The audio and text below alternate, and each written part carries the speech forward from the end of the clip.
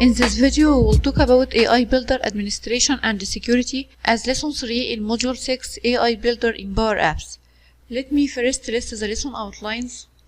In this lesson, we will administer AI Builder and discuss what administrator can do according to AI Builder and AI models. Then we will discuss the license to use AI Builder.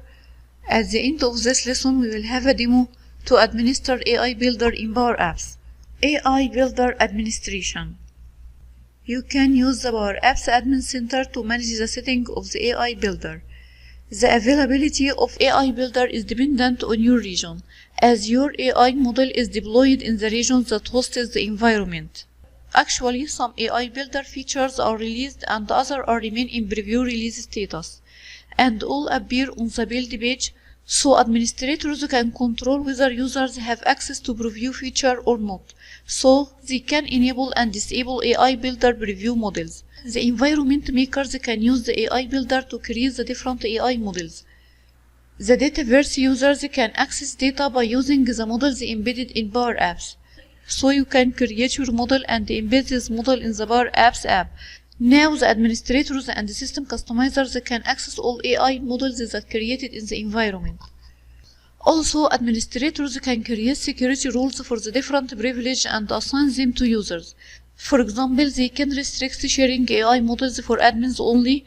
This will be by creating a security rule where the shared privilege is disabled for the AI model custom entity, and then assign this rule to AI model makers, so this will prevent them from sharing AI models and so on. We will have a demo to explore these security rules. Now we will go to discuss what will be done with AI Builder according to the different environment managements. One of the environment managements that will be aware with AI Builder is backup and restore environments. So let's know what will happen to the AI Builder model in backup and restore the environment. The backup and restore is fully supported for prediction model and object detection and pre-built models. But the backup and restore management isn't currently supported for preview models and form processing models. So if you restore your environment that contains this model, you will have to retrain and republish these models to make them available again. Another environment management that we have to be aware with AI Builder is copy and move environment. When moving and copying environment, it will be fully supported for prediction model and pre-built models. You will do nothing after moving or copying the environment. But for the other models, you have to retrain and republish these models again.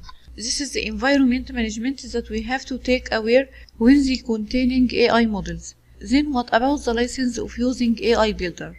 AI Builder is available in two ways. Purchased license, in which the AI Builder is licensed as an add-on to standalone PowerApps. So if you want to access the premium AI Builder, you have to purchase AI Builder add-on capacity and allocate AI Builder capacity to your environments. Another way to access AI Builder is the free access. The AI Builder features that are in preview release status are free to use. You can start your AI Builder trial after you have a PowerApps, and this will give you 30 days to access the premium feature of the AI Builder, and it will expire after 30 days. So you can extend your trial or purchase AI Builder add-on capacity and allocate AI Builder capacity to your environment. This is the two ways that you can use AI Builder. Either you can purchase the AI Builder add-ons or use the free license.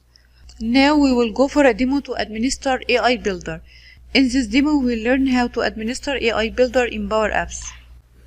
The first step in this demo is to disable the preview models. From the Power Platform Admin Center, Environments, select your environment and then Setting. I will search for AI Builder. AI Builder enables the usage of models types that are in preview. It is by default on. I will disable it off and then click Save.